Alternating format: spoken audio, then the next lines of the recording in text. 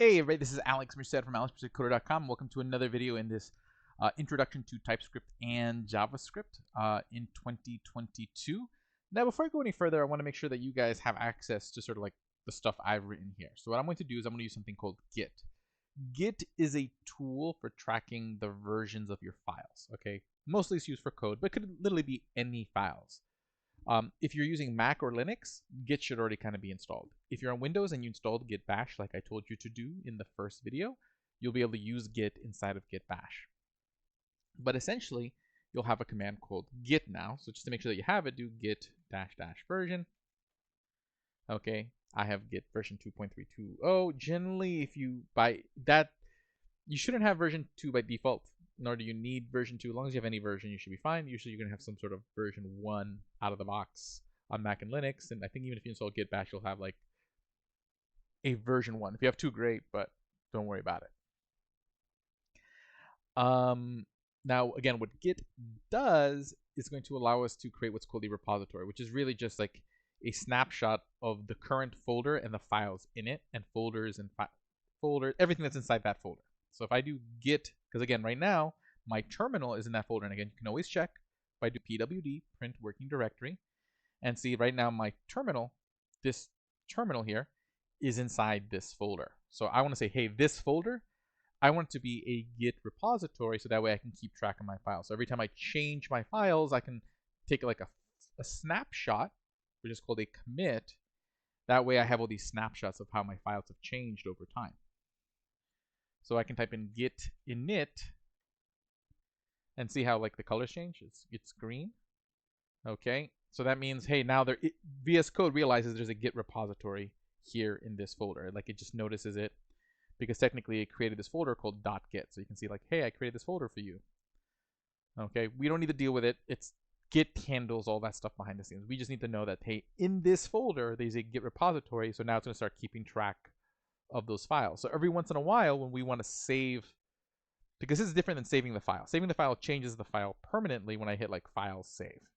Okay, and that's another thing I probably should have mentioned earlier. I have autosave on, so my file automatically saves. Okay, so don't forget to save your files. Okay. Okay, but now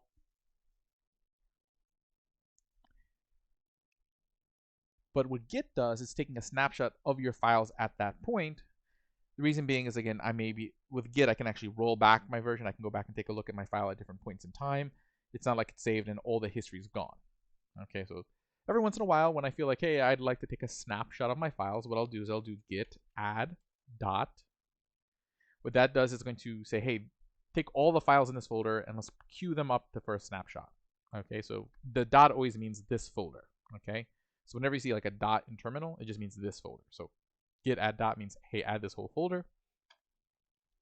And I can see that it did that by typing in git status, which means what is the status of things. So it says, hey, these files have been added to be snapshotted, committed. And then I can do a git commit. And when you do git commit, you always want to make sure you include -m, because if you don't include the -m, it's going to open up some other program, which is going to be kind of complicated to get out of, either Vim or Nano. But just to avoid that, so we don't have to talk about like how do you exit Vim or Nano, you just want to make sure you have this -m after git commit, which means message. Then you'll use quotation marks. You just type a message saying my first commit or whatever you want to, something that describes that commit message. Okay, and then you'll get this output saying, hey, look, a commit happened. Hey, 3 files changed. So it kind of summarizes the changes, because what Git does is each snapshot is not an actual picture of your files. It's a picture of the changes in your files since the last picture. Okay, and we'll leave it at that. This is not really a Git course. I do have more videos where I go deeper into working with Git and GitHub. But eventually what's going to happen is I'm going to push this code up to GitHub so that way you guys have access to it. I'll include the link to where you can find that code in all the video descriptions. Okay, cool. Now, let's see here. So the purpose of today's video is going to be, what I want to talk about is conditionals. Okay, so so now that we kind of know how to create variables, what are different expressions, now we want our code to start doing more interesting things, like, you know, do this if this is true, do this if this is true. So we're going to explore how you kind of do that. Once again, for the most part, probably for the rest of the course, I'm probably going to work strictly out of TypeScript files. Because again, how you do things in JavaScript is just the same thing, just without types. So if you can write TypeScript, you can write JavaScript. But a lot of the typing is going to help make certain things a lot clearer. So I'm going to teach things using TypeScript. But again, to write the same thing in JavaScript, you would just remove the types. Okay, you can literally just copy and paste the code, remove the types, and you have JavaScript. Okay, so I'm going to make a new file called conditionals.ts. Okay, conditionals.ts. So a conditional just means something that happens if something is true. And there's different types of conditionals that are statements, meaning they don't give you back a value. There are some conditionals that are expressions, which means they do give you back a value. We'll explore all of that throughout this video. So the first thing we want to talk about is a if statement. So an if statement. So in JavaScript, ifs are just statements. They don't return a value. So I can't do this. I can't be like cheese equals if. Okay, and then write the rest of my code. Because if doesn't give you anything back. Okay, so keep that in mind. But what if does do, so let's say, hey, I want to create a variable. Let's say let cheese. Okay, and then we'll create another variable. We'll say const value equals, first we'll say expensive. Okay, it'll equal expensive. So what I can do is I can say if, and in the parentheses I put any kind of Boolean expression. Any kind of Boolean expression. Okay, so I can be like if value equals expensive. So like if value is expensive, one thing will happen. If not, and if that's not true, then the stuff in the curly brackets will not happen. So essentially what I'm saying is like if this expression is true, run this code that's in the curly brackets. That's essentially what this is evaluating to. Okay, so if the thing in the parentheses is true, okay, run the code in the curly brackets. Okay, so if the expression in the curly brackets returns true, because again, every expression returns a value, so this expression will be evaluated and it's either going to return true or false. Okay, returns true, do the code in the curlies.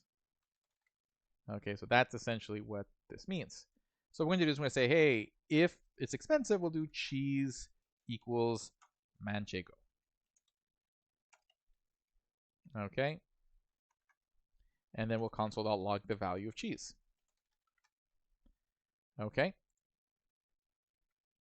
so if I run the code, so I actually have to do, and again, this is a TypeScript file, so we're going to use Deno. Deno run conditionals.ts. Okay, and see I get manchego because basically value does equal expensive. Okay, now what happens if we change it to something else? Let's say we want something cheap. Okay, I write cheap. Well, then technically value is not going to equal expensive. Okay, and it's going to give us like this whole thing here. Since types cheap and expensive, I have no overlap.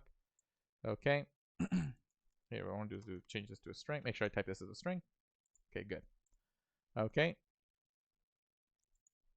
Because again, as long as we make our types explicit, because why it was complaining is because it was basically giving it like the narrowest type. So since I didn't specify that it's a string, it specifically typed it not just as a string, but as the string of cheap. So it could only be the string of cheap. Okay, so then when I was comparing it to expensive, it's like, hey, value will never be expensive because they're mismatching types. So I'm explicitly saying it's a string, so it can be any string. This is where like TypeScript starts getting a little tricky versus just using JavaScript, where JavaScript doesn't really care about types. JavaScript will just let you do whatever you want. But again, getting used to thinking in TypeScript is going to make you a better programmer, because then you are going to be thinking about types, which is going to make you be able to write your code in a way where you think more deliberately about like, hey, what is this variable? What am I trying to do? Okay, which is why we're kind of teaching with TypeScript, from a TypeScript lens. But again, we went back and we wrote some JavaScript so you can see kind of like it's the same thing just with types.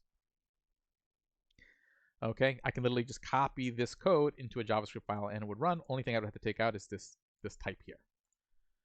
Okay, so let cheese. So in this case, cheap does not equal expensive, so I shouldn't get Manchenko. So let's see what the value of cheese is now. And see, I get undefined. Because remember I mentioned that if a variable isn't given a value, it's by default undefined. Okay, so let me show you another trick. Okay, so now checking if a variable has a value. Okay, so what's going to happen is that I don't have to put an expression. Literally anything you give to the if, anything you put in that parentheses will be coerced. Remember, JavaScript is a weakly typed language, which means it's going to try to figure things out for you. Okay, so if you don't give it a Boolean expression, it's going to take whatever you give it and try to put it in the category of true or false. Okay, and the general rule is this: everything is true except false, the number 0, an empty string, not a string with a space, an empty string. Okay, undefined, null, and I think there's one more. Oh, and nan. Nan stands for not a number. So if you try to do some sort of mathematical equation that would with a string and it wouldn't, or you do something weird that just should calculate to something, but it's not a real mathematical value that it can't determine, you'll get back not a number. Okay, so those are, but all this is false. So anytime you pass it one of these, that's going to be treated as false. Everything else we treat as true. So if it's like the number 1, that's true. If it's the word 1, even if you put the word false in quotation marks, which is the string of false, that would be considered true. Okay, now that can be used to our advantage because maybe I want to check, hey, do we have cheese? So I can be like, if cheese, and notice I didn't actually ask anything. I didn't say does cheese equal anything. It just says cheese. Okay. Okay. And there we go. But I want to see, like, I really want this to run if cheese is false. So if you want to do the opposite and say, hey, instead of is cheese true, say is cheese false, you put an exclamation mark in front of it. So that means, hey, is cheese false? Okay, or is cheese not true? Okay, and again, the only way cheese is not true is if it's one of these things. Anything else is true. Literally, if it's the number 1, 2, 3, 4, 5, 6, 7, 8, 9, literally any string other than an empty string, the value of true, if it's not one of these 6 things, it's going to be treated as true. So basically what's going to happen is that if we didn't assign cheese a value, it's undefined, which is false. Undefined is treated as false. So then we can so in that case, I don't have to write like does cheese equal undefined. I could do that, but because JavaScript will coerce things into something, like, hey, this has to be a Boolean, so it'll reason, well, cheese equals undefined, and undefined's it's what's referred to as falsy. So it falls in the false category, so we'll treat it as false. Okay, it's just a weird quirk of JavaScript, not a thing that's in other languages, but really nice. Once you really kind of learn how to take advantage of it, it can really, really help you trim down on the amount of code you have to write. Okay, so I'm saying if cheese is not true. So if cheese, because this always means not. That's the not operator. Okay, so I'm saying, is it not truthy? Okay, so in that case, if that's the case, I can say console.log, you have no cheese. Because if it was any cheese, if it was any string, Gouda, American cheese, any string is going to be treated as truthy. So this code won't run. Okay, so now if I run this code again, see, it says I have no cheese, undefined. Cool. Okay, because again, the code always runs from top to bottom. So first we create the variable of cheese, we assign the string of cheap to cheese. Value is not equal to expensive because technically it's cheap, so this code does not run. So cheese never gets assigned a value. So then we say, hey, is cheese falsy? Cheese is undefined, so it is falsy. So then we say you have no cheese, and then we console log the value of cheese, which we see is undefined. Now, another cool thing you can do is you can put an else statement. An else statement is like the code you want to run if the question is false. So what if value is not expensive? Okay, we're going to assume that you want cheap cheese then. So then we'll say cheese equals American. Okay, so now let's see what happens. I run the code, then I'll run conditionals.ts, and I get American. And notice I don't see that you have no cheese because the string of American is still truthy. Any string is truthy. It falls in the truth category. So technically, cheese is no longer falsy. It's not one of these. Okay, again, it's only false if the expression returns one of these. Everything else is truthy. That's the way to remember it. Trying to remember everything that's truthy is impossible. But remembering those are the only things that are falsy. Literally anything else, if it's not one of those things, it is not falsy. Meaning it will not be treated as false. Okay, so if whatever you put in the parentheses is going to ends up turning into one of these things, it's going to be treated as false. Okay, so that's what's going on here.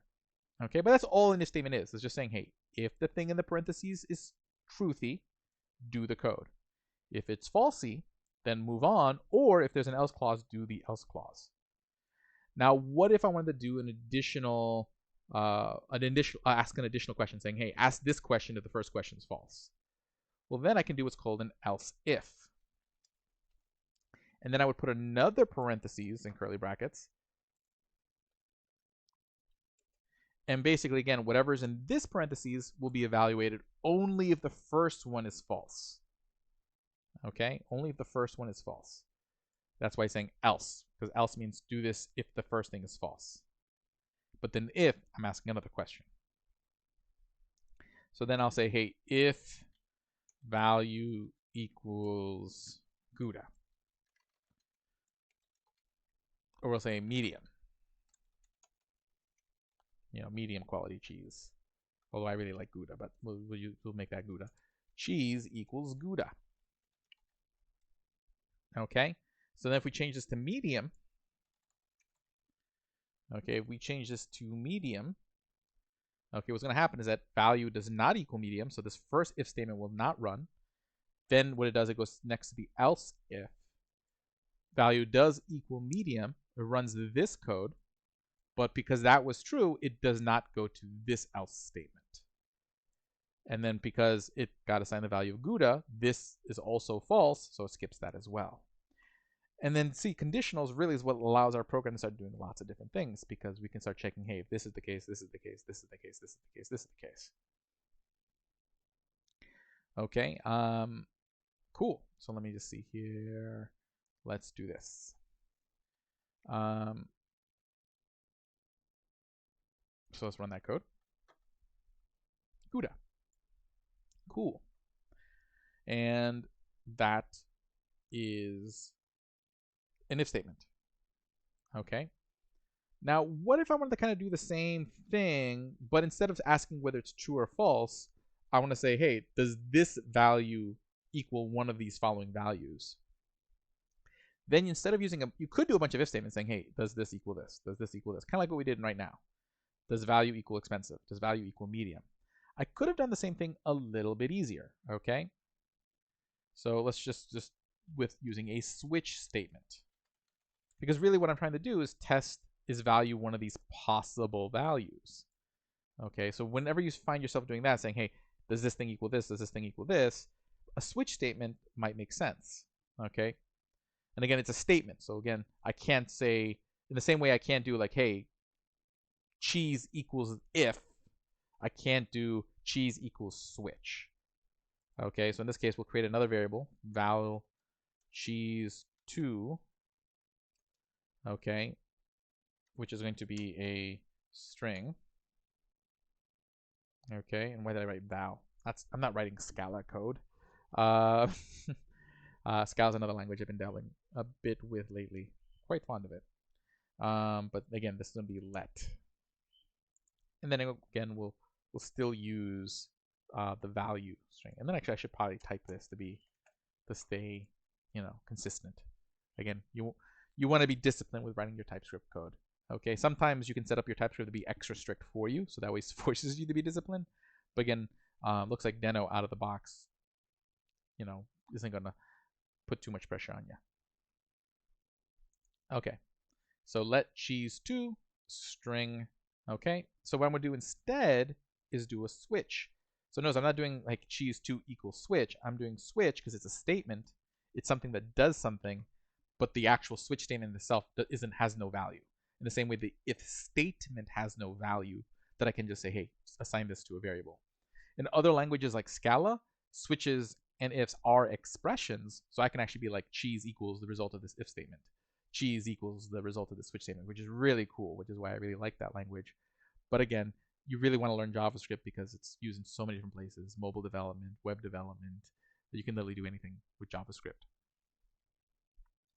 Okay, so switch, I want to check so basically what I'm saying with the switch, I'm not saying, hey, is the thing in the parentheses true? What I'm saying is the thing in the parentheses, I want to test it against multiple possible cases.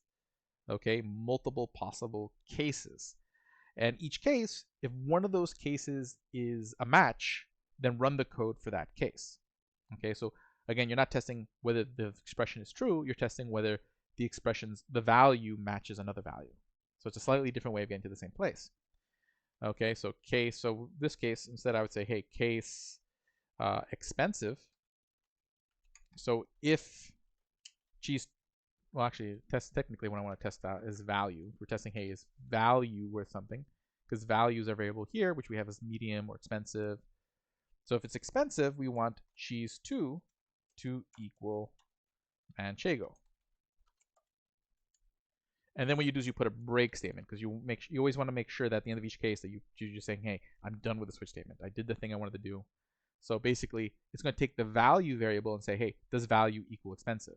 So writing case expensive is the same thing as me writing value equals expensive, but a lot less typing, which is why like a switch might be a nice alternative when you're testing against a lot of different possible values. So if you find yourself writing this huge bunch of ifs and else if saying, is the value this, is the value that, is the value this, then a switch statement might be the better alternative. Okay, and then I can be like case medium, and I can say, hey, in that case, cheese2 equals Gouda, break, and then you are allowed to write a default case. Okay, and the default case just means, hey, if none of the other things match, what should you do? In this case, we do nothing. So we'll just say nothing. But what I'll do instead is I'll say cheese2 equals an empty string. Okay, which again is still falsy, because again, that's on our list of falsy values. Okay, so let's try here. Okay, and so that's different than me doing this else, where it's always going to equal American. In the first if, I'm saying, hey, if it's not one of these two cheeses, then it's no cheese at all. Okay, so let's change this to first none, no cheese. Okay, oh, I didn't write a console log of cheese2. So let me add console log of cheese2 so we can actually see it. Run the code, then I'll run conditionals.ts, American, and see I got nothing here. Okay, nothing here because cheese2 is going to be undefined. Okay, and then if I change this to expensive,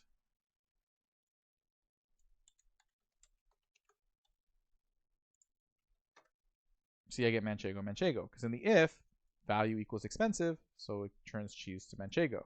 In the switch, since value equals expensive matches the expensive case, it ran this code, said cheese2 equals manchego, then leaves the switch, and then logs cheese2. So that's how a switch statement works. In the beginning, you could pretty much survive with just if statements, okay, and if statements are fine. Okay, and the last thing is going to be a ternary operator. Okay, this is essentially an if as an expression. Okay, an if as an expression. So essentially it's an if statement, but in an expression format, which means we can assign the variable assign the result to a variable. It does actually return a value. But first, let's just show you it at play. So again, let's just kind of do the same example. Let cheese 3, okay, which is going to be a string. And then what I could do is I could do this instead. I could say cheese 3 equals, then I say, hey, does value equal expensive? And if value equals expensive, I put a question mark after the Boolean expression, and that turns it to a ternary operator. So essentially, think of this question mark as an if. So I'm saying if this is true. So whatever after the question mark is going to be what gets assigned to cheese. So I say, hey, if cheese 3 is expensive, then let's make it manchego. Otherwise, then we put a colon. Okay, then we're going to say then it should be American. Okay, so see, it's a little trickier to read, but always basically think about it this way. If this is true, then cheese 3 will equal this. If it's false, then cheese is going to equal this. So you see how I can actually assign that to the variable. So that means this is an expression, not a statement. Okay, because again, expressions can be assigned to variables, statements cannot. Okay, that's sort of the big difference. This is the line of code something that has a value that I can assign. Is the block of code something that does things but doesn't have a value I can then assign as the result? So notice how in like the switch in the if, I never assigned the if to a variable. Instead, inside the statement, inside the code itself, I changed the value of the variable. So, and again, that's just, once you appreciate that, it's just going to help you really make sense of why you do certain pieces of code the way you do them, depending on, are you trying to get the result to a variable, or are you just trying to do things, what the end result is going to be. But let's console log cheese now. Console.log cheese 3. Okay. And see I get manchego because value does equal expensive. Because again, right now value is going to equal expensive. So in that case, manchego. But let's change it to cheap. Actually, let's change it to medium.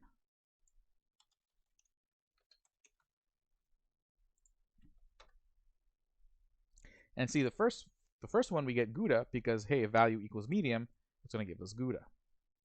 In the switch, if value matches the medium case, it's going to equal Gouda.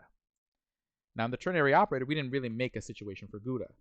Okay, you could actually have, since it's an expression can return the value of another expression. Like you can actually kind of think of like an inception. You can have an expression inside of an expression inside of an expression inside of expression. I would generally I would avoid that because it makes the code hard to read. But let's say I did want to kind of have that result. So I can say here, okay, if expensive is true, make it a manchego. But if it's false, then I just actually inject here another ternary operator. So value equals medium. And then do the same thing, question mark. So if that's true, then we'll make it Gouda.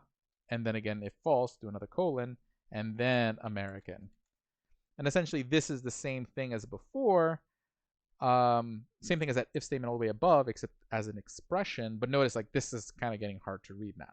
Like, again, be careful with ternary operators. They can be really nice and a really nice way to write your code in a nice succinct way. But again, when you start doing ternaries instead of ternaries or making really complex expressions in here, it's going to start losing its readability. Like, this would kind of take me a second to evaluate it, to be like, okay, if this is true, question mark, then this is the result. And then if this is false, then this is what happens. But that's another expression which says, if this is true, then do this. And if that is true, return this. So I have to go in there and figure out what's the innermost expression, evaluate that first, and work my way out. That's generally the way you always want to read code. You go to the innermost expression, work your way out. But again, that can be very difficult with nested ternaries. So generally, again, I'd avoid them, but just showing you that you can do them. An expression is an expression. Okay, so this expression can then return another expression, because the idea is that as long as you eventually get to a value, an expression always reduces to a value. As long as you get to some sort of value down the road, you can really kind of nest these things infinitely. Same, but again, doesn't mean you should. Okay, so if I run this, now they should all be Gouda, because again, it's gonna basically be like that if statement. Okay, so in the beginning, if you're really fresh into programming, I would just focus on getting good with if statements. Just write a lot of if statements and kind of do that first. So I will see you guys in the next video. My name is Alex Merced from alexmercedcoder.com. And again, this has been a video on conditionals with TypeScript and JavaScript. If you enjoyed the video, give it a like, subscribe to the channel, head over to devnursery.com and join the Slack and Discord communities. And I'll see you all later.